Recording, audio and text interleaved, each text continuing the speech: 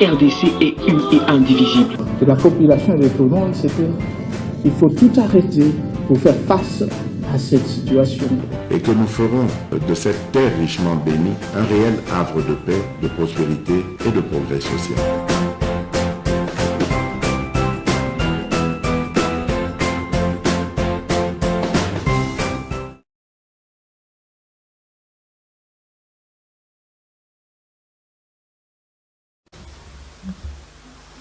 Esengo ezali tango nayaka liboso na bino pona ko informer bandeko na ngai. Merci mingi na confiance na fidélité bopesaka biso chaque jour. Merci parce que tozali wana malgré nos occupations makambo ya ndenge na ndenge, mais vous informer aussi reste notre leitmotiv. À chaque fois que tozali ko informer binote de komi biso lokola mukumba parce que bokomi lokola famille. Na pesi bande ko nyonso bazali ko porter biso na mitema. Maman nanga moko bengi nga na États-Unis le président ça fait des jours na yoki yote na bangi na lobini ne komelio parce que komaka lokola tina biso ya tongo soki to zata wapi to kosala par tous les moyens pour être tolanda émission ndenge sengeli. Non maman merci. Maman nanga Hélène, merci. Et tout ça en bonne santé. Et tout ça très bien. Dieu continue à veiller sur nous. Dans ce monde plein de méchants, mais il est là avec nous. Na pesi Jean-Claude Mbote. Jean-Claude Akomelinga pe aseki. Bon de konangai. Merci moi mingi bien que nazoko le sous-souté Jean-Claude Moutunangai. Donc nazoko le sous-souté donc ezanini na yebela yo boyete zongela bizalili na biso na po yoza partenaire ya MKB officiel ya tongo tongo. Tongo pe na moni alimo na zongo na mikolo yote mingi mingi za Maria. Babenga kaye l'avocate de la diaspora. Ce qui est bon, c'est que le président Médard a tourné. Na pesi paye mbote, na pesi mbote na honorable Moutala, bandeko nyonso boza ebele na bandeko ya Mozambique. Na moni esalinga malam. Alors na kolinga na mikolo ezoya eza na numéro moko ya WhatsApp eza wana silaki yosili na 41. Vraiment to kolinga pe o tokosala mwa tozoposa na pembeni ya mwaka organisation ko tozosala ozwi photo kangele biso yebisi biso à partir ya mboka nini ozali otindeli biso.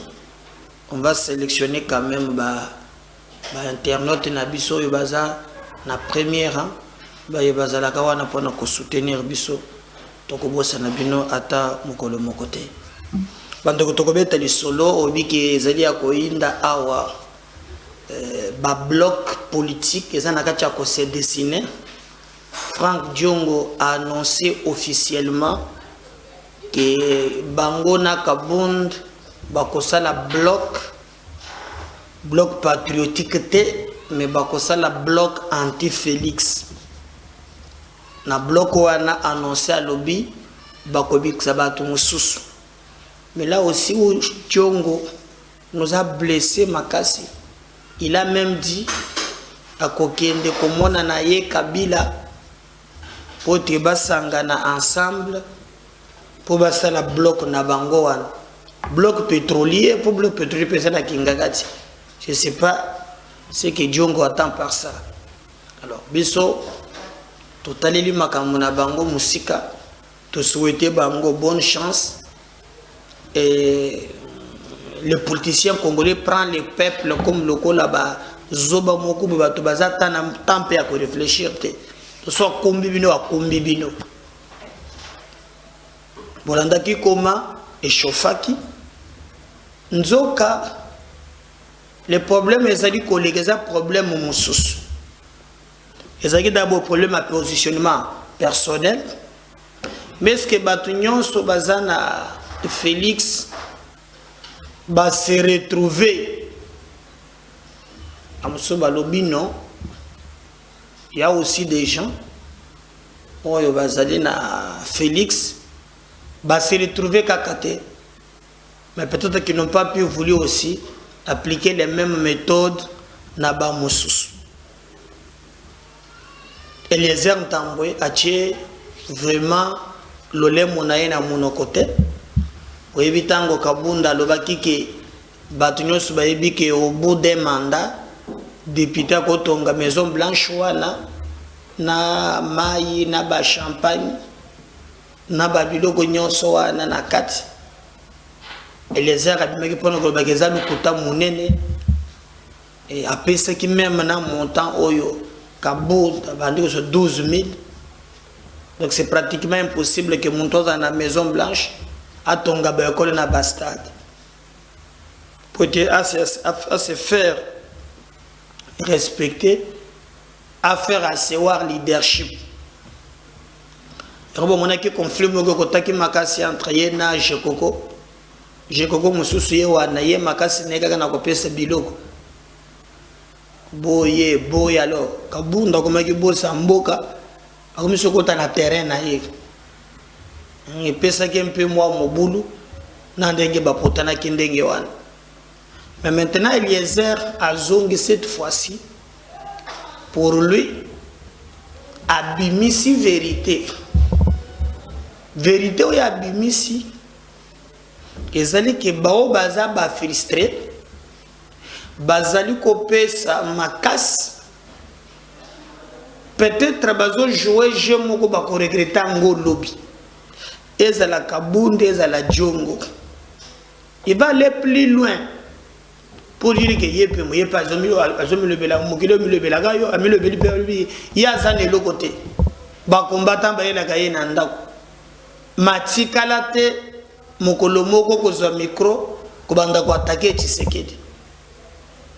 Et na ba circonstance wana lelo bazana kati ya ko travailler davantage pour te babongisa makambo ndenge longobani. Alors il pense, et d'ailleurs selon lui, que ba média moko ya libanda, le média pas francophone mais le média anglais, selon Eliezer mikolo nyonso bakomi kosala mosala ya kolobaki Kabila zozonga mo Kabila ngo pe lobi abimaki na wana soki mwana nani azana mwana ndingo wana de je sais bon bana yo na contrôle ka pe bango te na mwana kaka balekisaka da mama waro. Le reste je peux pas commenter pour ça, mais na mwana azana mwana moko azotangisa ye asimbi ba papier mwana ngo pe azotali so bandi ko lotangisa ye nini na yebite. Mais les heures le ba média nyonso ya ba mindele ba komi ko bete c'était kaka Kabila zonga. C'est au même moment là que Kabound et Franck Diongo qui pensent aujourd'hui que Félix a commis dictateur pour les Kabila. Bakende même comme ça la front. Et dans ces fronts, ba même pas église catholique. Mais Kabound balobena wana ba église catholique. On doit payer ça au pourcentage 50-50. C'est Kabound. Alors, Tozande babengaka, toza corrompt. En français, Togobeta, moi cercle vicieux. Tozali kokendete là où le peuple nous attend. Donc, comme Diongo, Katumbi alobina yekedo, azongi, et pas Kabila, yepe mbala mwasa la déclaration, yepe agende komona Kabila. Asko ba yoko memepe Kabund bakei na ye. Mais moi, ce qui m'intéresse, eza ya ko yebaki, en dehors même, ya boto bozomona Kabunde. Mais vous avez vu comment bato nyonso ya FCC bakomi ko défendre ye. Il y a que des blocs. Bloc kabiliste na bloc katumbiste, nous te côté là ye. Donc le vrai enjeu de Bandobaka ezobanda. Alors Eliezer Ntambwe à la Kissi a bengi bango ba mécontent, le frustré. Et monsieur Nangadi Bosso no baki boy. Ce qui est vrai, Batumuso Balembi. Pour Nani, si vous regardez aujourd'hui, Félix a continué à pouvoir, mandat Zokendeko Sila, Tilelo, ba mandataire nyons, Obisoto Yebi, Bazaka en place. Bao babundi mingi, na ba mutana ba kocheka kati. Bato kebele bana libaku muku babeta pona bango fachaza la kata ndenge wana. Vie na nga tundu azwana zaka pesa ya sindali tilelo. Okozo bienvenue Liota, ya za pesa ya RV ya tilelo. Papi Tamba qui fait des émissions attaqué Tshisekedi tilelo, azalaka administrateur na Kulungo. Donc, ba oyo mpiake eleki muteme esuki net ba vienanga frank apete ba plomb bokondene ndeni apete ba plomb. Alors groupe wana ya zobenga groupe ya ba filtré ya ba laissé boyna boy parce que moi j'aime bien ceux qui ne le vivent comme na cheli bino boyoki ye moko ndenga lobaki ye moko Eliezer il a parlé, il a donné des révélations à ça l'analyse naie. Bon comme ça député à siège na bango kon et que kameza moto union sacré ayebi makambozo le kanakati lui et moi a pris le courage de dire la vérité na bande ko nyonso mbala mususu ba baza frustré. Je veux que tout l'andaye, on va revenir juste après cette vidéo pour tout continuer l'émission Nabiso et Mokolo Alelo. On suit, on revient juste après pour nous continuer Nemkabez officiel, la voix des sans-voix, votre chaîne de vérité. Siko, tozo tchachel wapi. Ya pendant Kabila tolo bakembo, pendant Kabila izalaki malamu koleka Félix a baby signoso. C'est ça le discours que vous voulez faire passer. Ce qui bino bozalaki ko se retrouver. Et que Rosaki Koko Sabiso, ou en talibino. Boeba, nous sommes des détenteurs de grands secrets. Ngaïtam. Au villageois, comment orgueillé? Na orgueillé, villageois, des pères et des mères, l'ambassadeur plénipotentiaire des villageois. Ngaï. Mais mon plus grand défaut, c'est quand je connais la vérité que Monique, vous faites la politique d'endormissement. Vous savez pourquoi moi j'ai dit que nous exerçons le pouvoir de l'amour à la place de l'amour du pouvoir. C'est parce que je ne fais pas les choses comme tout le monde. On ne doit pas faire la politique sur base de frustrations individuelles.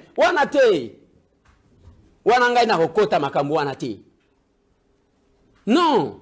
Parce que même quand on a commencé, moi, tant que j'ai commencé à dénoncer certaines choses, n'a pas ça ma proposition, il y a que des engorgés villes. N'a l'obéla makambo ya maison préfabriquée, makambo ram tout ça, tant que tozoloba. Les gens nous taxaient de n'importe quoi. On nous insultait sur les réseaux sociaux. Même quelques combattants de l'IDPS, quelques parlementaires debout. Baya Ipananga Bamba Mabanga pour ceux qui ne connaissent pas. Oh, Eliezer a bloqué. Veut bloquer l'investiture, il y a un gouvernement.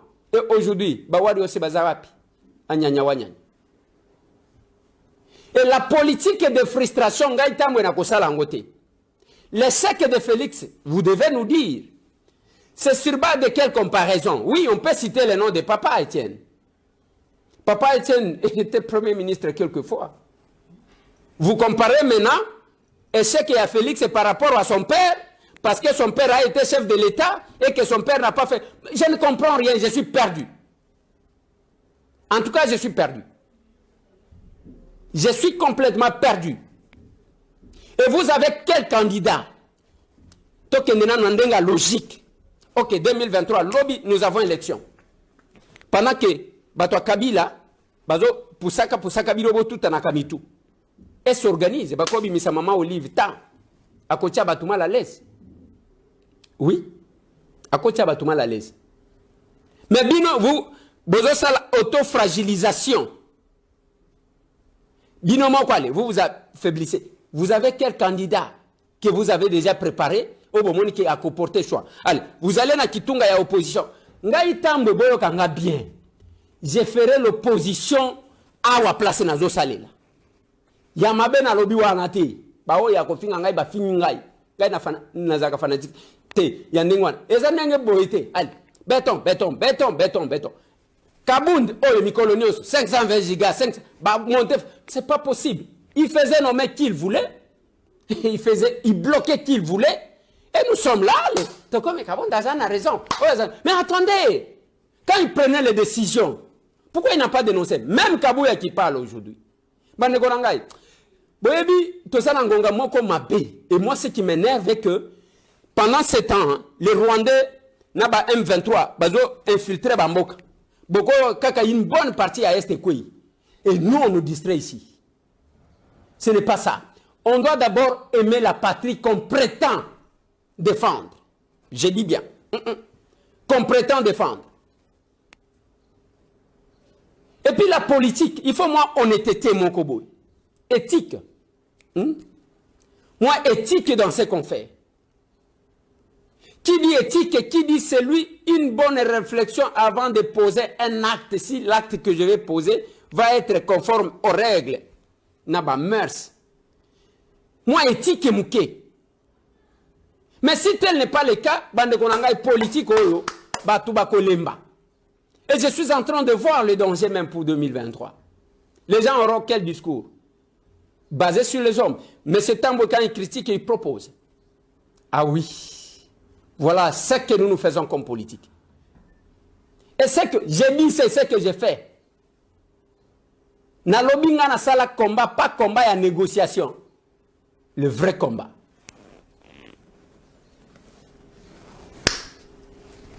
Nani azoloba nangonga nini? Azoloba pona nini? Tokomi koyoka ba révélation, Kabouya lobby, Kabunda lobby. Est-ce qu'on a besoin de ça? Les dios, c'était les dios Kabound et Kabouya. Et Moutoua Malam, on m'a dit, bisondenge toalia, ce qui te monnaie à ma benalobi, excellence. Voilà. Je crois que wana Boutikolanda Eliezer Ntambwe, il explique na lolenge naye boni makambo wana ekoki kozala ndenge exalité. Mais est-ce que bango bakoyoka ye? Non. Tomoni par exemple awa Bemba quand même jusque là tokoki ko je m'imagine en habité que ezanango bongo. Mais on dirait Bemba quand même jusque là nandenge fachi asalaki à cause la allié naye en 2023.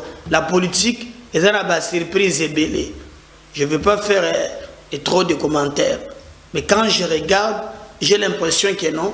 Bemba a coquille vraiment qu'aux Alanaya en 2023. Et vous avez d'ailleurs vu vidéo naye moko sala kapona kolobake na inongo depuis à Botama boyena boye pour la première fois ba mona mwinda. Bomoni malgré on soit bisinga ke eza na mboka na bango wana eza na activité ya malongate ou eza kuna mais ba sauter ba ville ya minene ou eza na ba activité pourquoi ba ke ko chaka na mboka na ye apparemment ba saleli ba faveur makambo ya bongo. Bon, je sais pas confirmer ça, mais dans ces bouillabaisse na mono on dirait ezokende bongo katumbi kutu ye azoko batama basali bloc na bango Franck Muntu azali ko lancer ye azaloko la chef de file ya bloc wana na ndenge makambo ezali kokende. Il est en train de travailler pour à Congolais laye batu mususu pour basala bloc one. Alors mayenyonso Eliezer Ntambwe à lobby, moi je pense que ezali be ko engager yemoko et au moins à son niveau comme Yazana Katia Union Sacrée, à Yebi, Nini et Zali Koleka, et le frustré, bah, Yebi. Mais moi, je donnerai aussi conseil au président de la République. Il est grand temps maintenant là, hein, de ne pas aller par 4 chemins, d'aller directement dans la nomination. Il y a un mandataire public pour Batou, Nayo, Moussous, Kameba, Mona Claire. Il y a des fâchés pour regarder dynamique et aussi avoir une équipe moko constant oh yo bakoki ko travailler pour être yo Félix Tshisekedi obtenir suffrage à peuple oh ekozala sur base ya malobate sur base ya ba chantage mais sur base ya musala oh ekozala ke batu ba moni non. Tu sais que y a Salibo, tu sais que y a Salibo. D'où et c'est l'équipe moko ya combat qui peut accompagner Misalo Zosala en 2023. Sinon pas, s'il faut rester dans le contexte oyo tozana yango ba frustré ba ko bakisama ba ko rejoindre ngambwana ba bengi opposition et kozala penza malamuti. Et aussi les gens qui entourent le président trouver un moment il y a stratégie.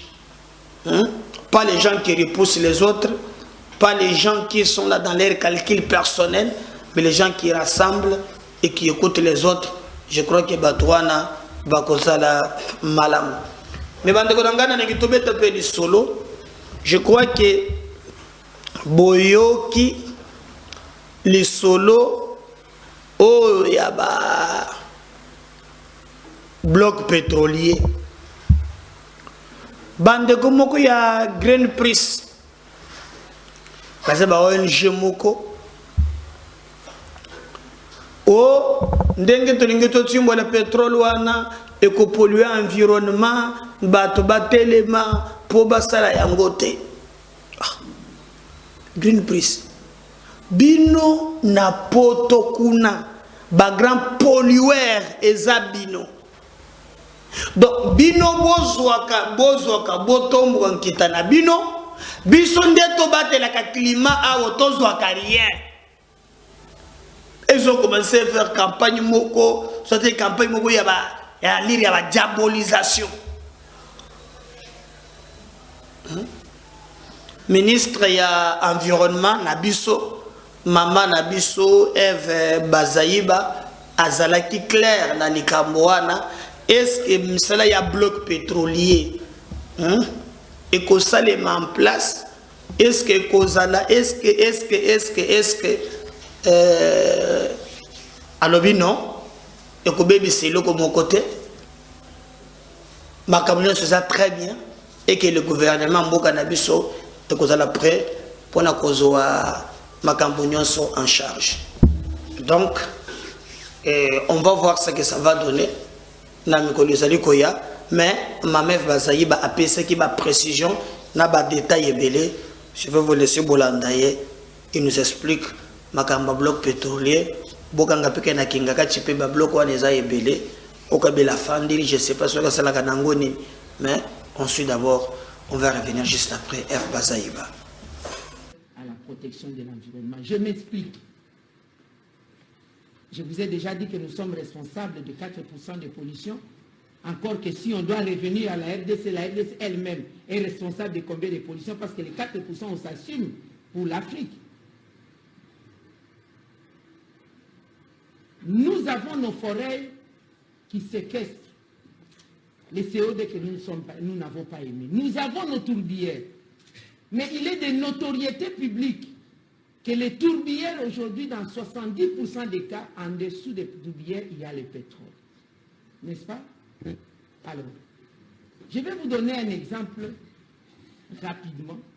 Je viens de participer à un colloque, on appelle Dialogue de Pétersbourg à Berlin. J'ai été invité, le gouvernement congolais a été invité par le gouvernement allemand et le gouvernement égyptien dans le cadre des travaux préparatoires de la COP27. La ministre des Affaires étrangères de l'Allemagne s'est exprimée clairement pour dire, je vous rappelle entre-temps que l'Allemagne fait partie des G20, responsable de 80% des pollutions. Ils disent, tout en ayant en vue l'objectif d'atténuation de la température planétaire à 1,5 degré Celsius d'ici 2030, l'Allemagne se trouve dans un dilemme, dans un cas de force majeure, compte tenu de la guerre entre la Russie et l'Ukraine. L'Allemagne ne continuera plus à importer le gaz de la Russie. L'Allemagne est obligée de rétropédaler par rapport à ses objectifs en utilisant l'énergie fossile. Et vous le savez très bien que c'est l'énergie la plus polluante du monde, le charbon. Et cela ne veut pas détourner l'Allemagne à ses objectifs d'atténuation. Pendant ce temps, l'Allemagne sera obligée de se battre autrement par des procédés alternatifs. Notamment, je suis sûr, ne plus fabriquer de véhicules polluants, utilisation des véhicules électriques. Ça, c'est l'Allemagne. Pourquoi? Parce qu'elle s'est trouvée dans une situation de cas de force majeure. Pour dire, la République démocratique du Congo est dans cette situation de cas de force majeure depuis des décennies. D'abord, en ce qui concerne l'atteinte des objectifs de développement durable d'ici 2030, et ça s'est aggravé avec la guerre entre la Russie et l'Ukraine. Ces impacts négatifs, ces retombées des effets collatéraux ont atteint la République démocratique du Congo avec la situation des pénuries du carburant. Vous savez vous-même que le carburant, c'est l'un des baromètres de l'économie. Lorsque nous sommes importateurs, pendant que les prix sont dictés, sont fixés par l'OPEP, et lorsque les prix sont élevés, lorsqu'il y a pénurie, ça a des incidences dans les prix des services et des biens. Et là, la population congolaise, déjà pris dans la pauvreté, ne s'en sortira plus. Et pendant ce temps, le gouvernement a la responsabilité, le paix de Damoclès devant soi, pour atteindre les ODD d'ici 2030. Il ne faut pas qu'en 2030, la République démocratique du Congo, le gouvernement congolais soit considéré un gouvernement irresponsable. Nous avons des ressources dont nous sommes incapables de les transformer pour aider la population à lutter contre la pauvreté, à lutter contre la faim. Dans le même ordre d'idée,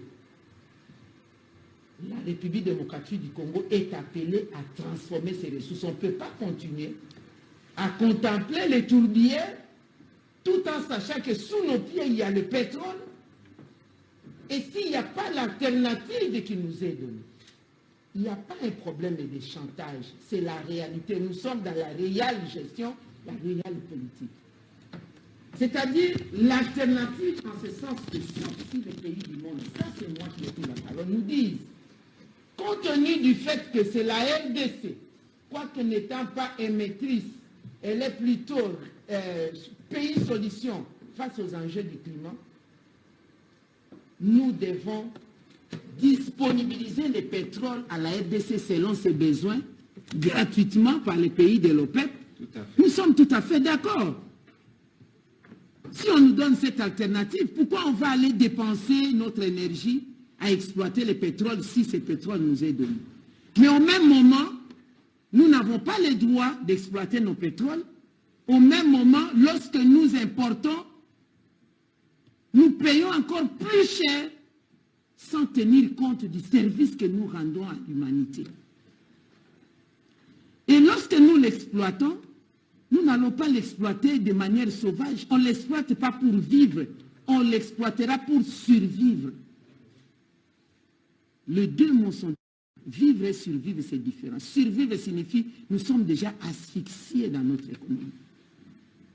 Nous allons l'exploiter conformément nouvelles technologies, aux standards technologiques actuels.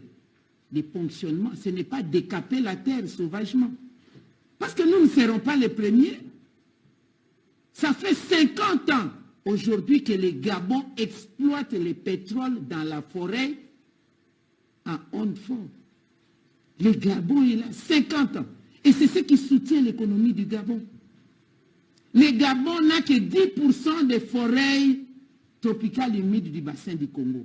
La RDC en a plus de 60%.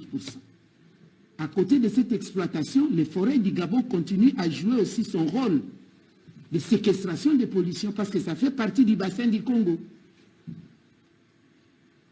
L'exploitation du pétrole de la même manière continue en Norvège et en Suède, les deux pays des grands bailleurs du fonds d'appui à la lutte contre le réchauffement climatique. Ça ne gêne pas l'humanité. Nous aussi, ça ne gênera pas l'humanité. Ça ne va même pas nous amener à atteindre 10% de plus de pollution en Afrique. Et on n'y arrivera même pas. Tout ce dont nous avons besoin aujourd'hui lorsque nous lançons les appels d'offres, c'est d'avoir l'expertise technologique de travailler selon les standards internationaux de protection de l'environnement. Et là, je suis très regardant en termes d'abord d'études stratégiques. Je l'ai vu. Où est-ce qu'on a positionné ces blocs? Parce qu'il ne faut pas mélanger, hein? Parce qu'il y a 1 ou 2 blocs à côté des parcs de Virunga, on dit que tout se trouve dans les parcs. Non. Même au niveau des... J'ai bien regardé. Ça, c'est au niveau en amont l'étude stratégique. Après les appels d'offres, ceux qui vont soumissionner. Et si nous arrivons à conclure des accords, il y aura en amont aussi des études d'impact environnemental et social. Et si je trouve que ce n'est pas correct, il n'y aura pas l'avis de non-objection. C'est tout à fait clair. Mais lorsque je mets dans la balance, je sais que d'ici 2030, ça va amener la République démocratique du Congo à atteindre le développement durable. Ça fait partie des objectifs que je me suis assigné au sein du ministère de l'Environnement et du Développement durable. Et je voudrais dire une chose, je suis responsable d'un secteur, une commission interministérielle au Gouma, le secteur le plus costaud, la commission la plus grande, la commission du secteur productif reconstruction.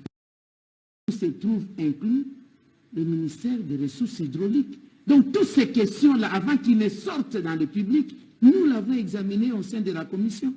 Donc je voudrais rassurer l'opinion que nous n'allons pas travailler en sauvage, en tout cas le gouvernement congolais ne travaillera pas en sauvage, et que nous ne sommes pas des partis, mais notre objectif de protection de l'environnement et que c'est tout à fait compatible. On protège l'environnement, on protège aussi la population. Parce que tout ce que nous sommes en train de faire, c'est l'être humain qui doit être au centre des préoccupations. Nous protégeons les bonobos, c'est vrai. Nous protégeons l'arbre, c'est vrai. Le tout pour la survie de la population. Parce que c'est l'arbre, c'est les tourbières qui donnent l'oxygène à l'homme.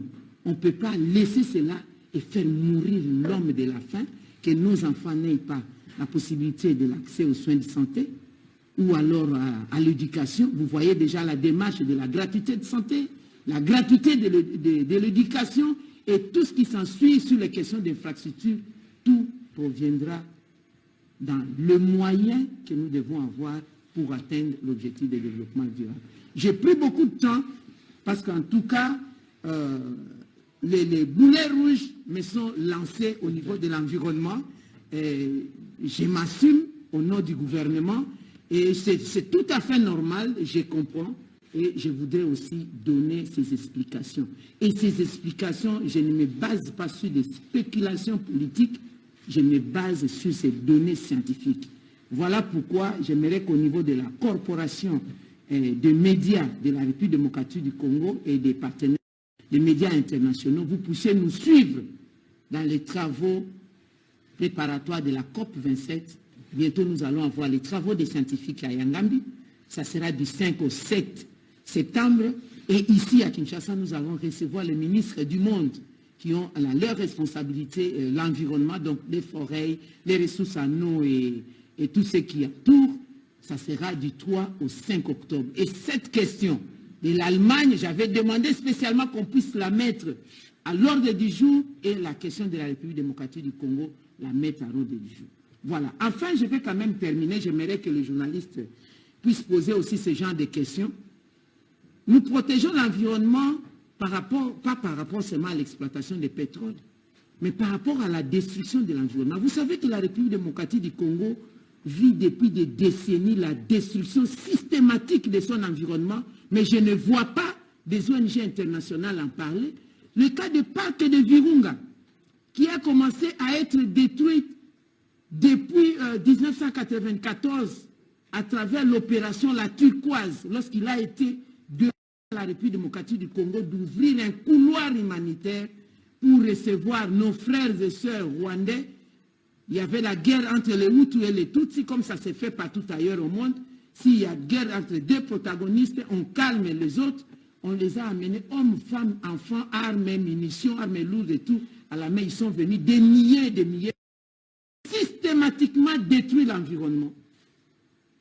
Et ils continuent à les détruire aujourd'hui. Le parc de Virunga est devenu un sanctuaire des groupes armés incontrôlés, un sanctuaire des terroristes. Pendant que ce parc, c'est un aire protégé de l'UNESCO. Que disent les ONG internationales? Que disent les Nations Unies? Que dit la communauté internationale? Si la RDC est incapable d'extirper ces terroristes, et la communauté internationale aussi, les Nations Unies aussi sont incapables d'extirper ces terroristes, ce n'est pas de la responsabilité de la République démocratique du Congo, c'est la responsabilité de ceux qui l'ont décidé au Conseil de sécurité d'avoir un programme de retour. Parce qu'à chaque fois que nous avions procédé dans ces pays, des programmes de démobilisation, désarmement et rapatriement de ces rebelles, ils n'ont jamais été acceptés dans leur pays. Et à chaque fois que la République démocratique du Congo, contre la volonté de la population, on a organisé plusieurs fois des programmes où l'armée rwandaise, ou Mojawetu, et je ne sais pas quoi, pour venir les extirper, ça n'a jamais réussi.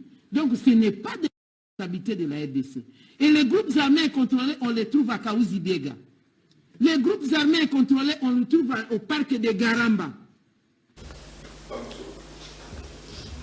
Wana Bolande Zali F. Bazaïba, ministre na biso ya environnement, mais nakosenga na F. Bazaïba na Didier Boudimbu naza contre bino makambo bino bozokende koloba o toko contourner ba bloc pétrolier na biso za na kingakati. Et puis pourquoi politique il y a deux poids deux mesures? Ce qui est dans le pango nanga boko contourner, constitution boko contourner. Bogozo mbala moko yawe Kabila za nani bande konangai oza président de la République, oza serviteur à la République qui a dirigé ce pays pendant 19 ans ozu biloko mutu musuna noazoate Kabila aye awa yewana a commis d'abord na ba mbongo na biso ya ba banque mbongo ya ba contribuable congolais bazu yango bâtir la société na bango moko égal et bomonaki rapport ya Congo hold up ndenge lobaki aw et suki wana te mbongo na biso abandi kolandela sikoyo bazamba. Il y a des rapports qui montrent clairement que non bazamba nyonso etekama baliota bazotanga bango kuna na ba rapport wana ba IGF na moni même ceux qui Claude Murugabu ceux qui Murugabu azape na kati kuna bateki ekokite baye bakotina makambo ya mine wana kutukolo bate ba sasa. Je vous avais dit monsieur moko lekeka okeno eza na société moko babengango Mutanda Mining Mumi Batouana Bachambongo 200 millions de dollars. Bachambo na BCDC Lubumbashi. Sonnet en 2015, ministre Yav et Dieu donné le cas de ADG Bayebi Likamboy. Mongwane Limwe, ils ont zéla, Yaba Masile Petro Congo, ils ont quitté, mais ils ont quitté l'aéroport. Kole Kakut. Et Kokite. Binomoko Monaki Koma. Bache ba restaurant ya mabele et simbité. baye bache ya suka awa comme balingi likolo so balingi batonga satellite na yebite suka bazui avion ya bato bakatikati awa ekomi restaurant ekokite nzoka bayebaki na bango ke kingakati ba minere bayeba tongeli siko lokolo ya minere. Et le ministre a lobby bloque ce qui convient et les qui n'a kingakati. Mais on va les dévier. Vous allez dévier pourquoi? Papa, où y a Zuyokoki? Même Félix P. Lobby à cause de ton. Donc Félix P. Le gars là, a bengi bateau permis de recherche pour les 5 côté manganèse les années na badjamao les années matadi kiban aye pas somber bâti. Mais ce qu'on appelle les biens d'utilité publique, la loi Bakajika, les sols et les sous-sols appartiennent à l'État. Te bayina ka Congo boyete. Moi ezate. Bozo le biso bloc pétrolier wana. Tokoyo kana bele très bien. Nazoya numéro mususu merci. Bye.